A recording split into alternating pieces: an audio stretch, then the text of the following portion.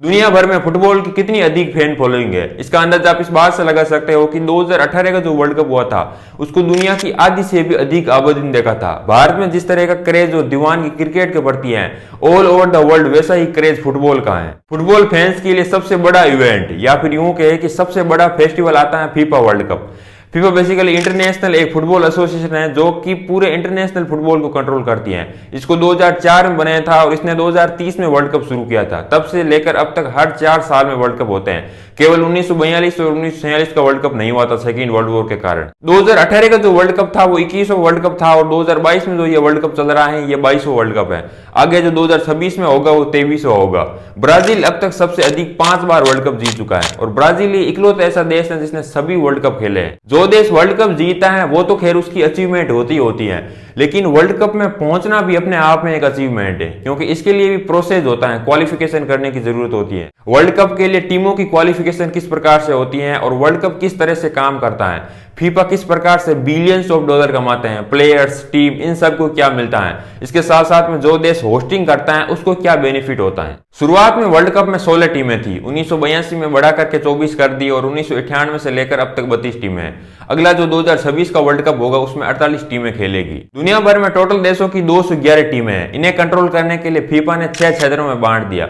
इन सभी 6 क्षेत्रों से 31 टीम क्वालिफाइड होती हैं। पहली टीम जो देश होस्टिंग करता है उसकी सीधी ही वर्ल्ड कप में पहुंचती है, मतलब कि उसको किसी प्रकार की क्वालिफिकेशन की जरूरत नहीं होती है और होस्टिंग का डिसाइड कई साल पहले ही हो जाता है। जैसे 2010 में ही डिसाइड हो गया है कि 2018 और 2022 का वर्ल्ड कप रूस और कतार में होगा। हालांकि अब तो 2026 का भी पता चल गया है कि मैक्सिको, कनाडा और यूएसए करेंगे होस्टिंग। किसी भी देश को होस्टिंग मिलना भी इतना आसान काम नहीं है, इसके लिए भी वोटिंग होती है। फीफा के ये जो 211 देशों के मेंबर हैं ये वोट देते हैं। इस बार की बात करें तो 5 देश रेस में थे, कतार, USA, Japan, south Korea, Australia, और कतार को फाइनली होस्टिंग मिली। लेकिन कतार पर कई आरोप भी लगे हैं कि इसने वोट को खरीद लिए। खैर जो भी हो, वापस लौटते हैं टीमों की क्वालिफिकेशन पर। यूरोप के क्षेत्र में टोटल 55 टीमें हैं, जिसमें से 13 टीम वर्ल्ड कप खेलती है। इन 55 टीमों को 10 ग्रुप में डिवाइड कर जाता है और एक ग्रुप के अंदर आपस में टीमों का मैचेस करे जाते हैं और हर ग्रुप के एक हाईएस्ट रैंकिंग वाले, मतलब कि विनर को एंट्री मिलती है।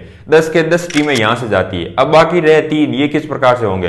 तो 10 ग्रुपों के जो विनर हैं वो तो पहुंच जाएंगे। इसके साथ साथ में 10 ग्रुपों के जो रनर अप होते हैं, उप विजेता, उसको इसमें साथ में लिए जाते हैं। इसके साथ साथ में यूरोप में हर साल एक नेशनल लीग होती है, तो उसके 2 हाईएस्ट रैंकिंग वाले टीमों को लिए जाते हैं। मतलब कि टोटल यहां पर हो गई 12 टीमें। इनको अब 4-4 के हिसाब से 3 ग्रुपों में डिवाइड किया जाता है और एक दूसरे के साथ में आपस में ग्रुपों के अंदर मैचेस करे जाते हैं। हर ग्रुपों का एक विनर निकलेगा, 3 ग्रुपों के 3 विनर। 10 तो वो पहले ही पहुंच गए, 3 यहां से पहुंच गए, टोटल हो गए 13। अफ्रीका की बात करें तो यहाँ पर टोटल 54 टीमें हैं, जिसमें से 5 टीमें वर्ल्ड कप खेलती है। इन 54 टीमों में से लोएस्ट रैंकिंग वाली, फीफा के अनुसार कम रैंकिंग वाली 28 टीमों का मैचेस करे जाते हैं, जिसमें से 14 टीम निकल जाती है। अब 14 टीम ये और पहले की वो 26 टीमें, टोटल हो गई 40 टीमें। अब इन 40 टीमों को 4-4 के हिसाब से 10 ग्रुपों में डिवाइड कर जाता है और हर ग्रुपों के अंदर आपस में मैचेस होंगे। इन 10 ग्रुपों के 10 विनर निकलेंगे। अब इन 10 टीमों को 2-2 के हिसाब से 5 ग्रुपों में डिवाइड कर जाता है और हर ग्रुप के अंदर मैचेस हो जाता है।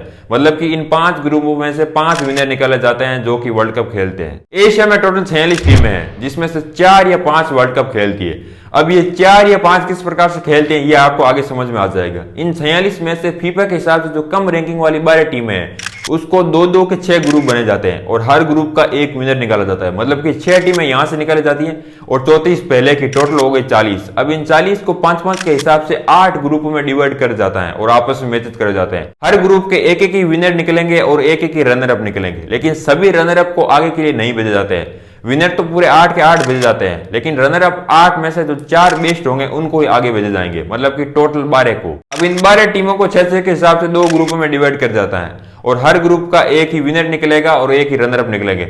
मतलब कि इन 2 ग्रुपों में से 4 टीमें निकलेगी जो कि वर्ल्ड कप खेलेगी।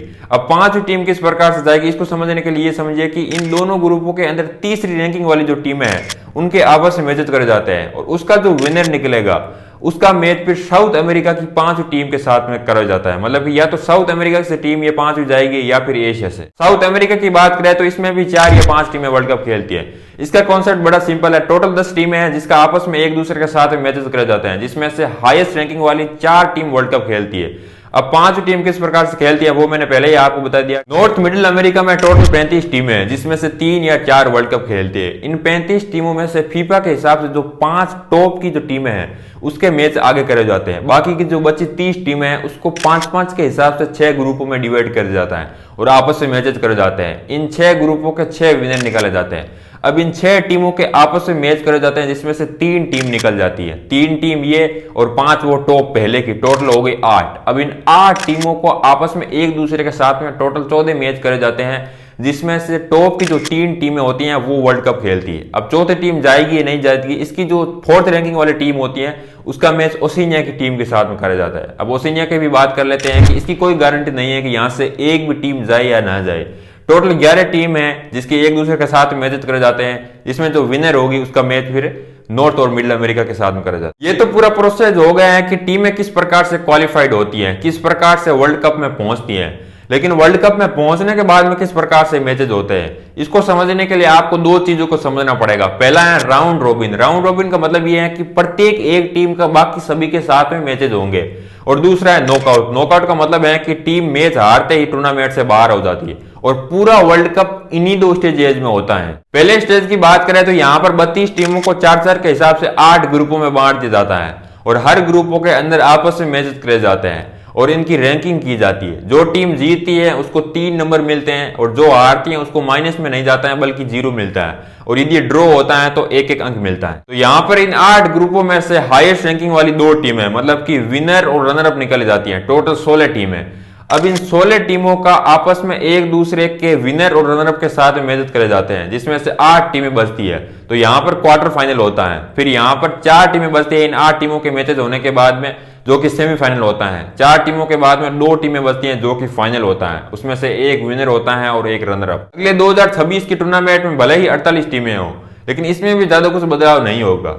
लेकिन ये बात देखने वाली होगी कि होस्टिंग कंट्री जो 3 कर रही है, क्या इन तीनों को सीधी एंट्री मिलेगी या फिर नहीं मिलेगी।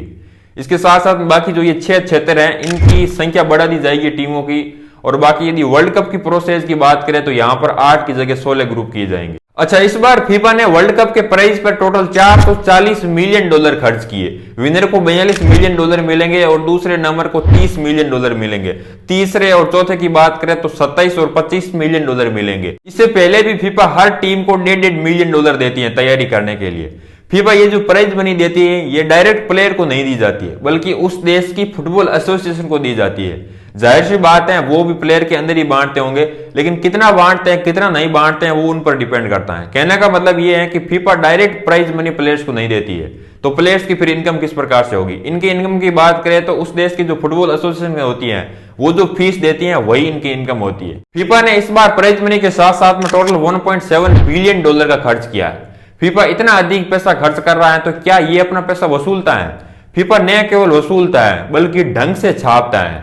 ये वर्ल्ड कप और उससे पहले के 4 सालों की एक फाइनेंशियल रिपोर्ट बनाता है। 2015 से लेकर 2018 के बीच में फीफा का टोटल रेवेन्यू $6.4 बिलियन था, जिसमें से 83% मतलब कि $5.3 बिलियन वर्ल्ड कप से था।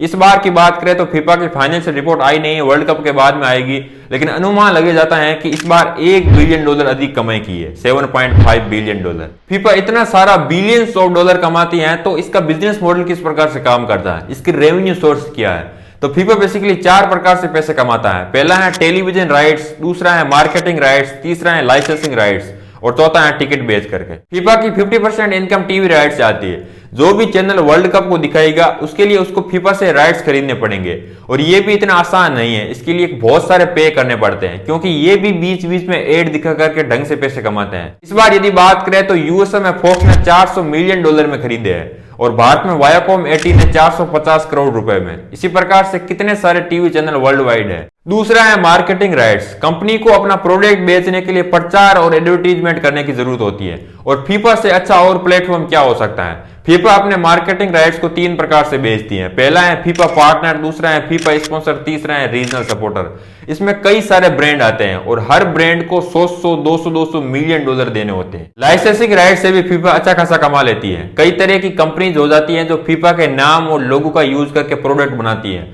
घड़िया, टी शर्ट, बैनर, स्टिकर, इस तरह की चीजें जिसे फैंस बहुत खरीदते हैं। फीफा का नाम और लोगो का यूज करने के लिए इन कंपनीज को फीफा को रॉयल्टी फी देनी होती है। इसके साथ साथ फीफा टिकट से भी पैसा कमा लेती है। इस बार की बात करें तो टोटल 3 मिलियन टिकट बिके हैं।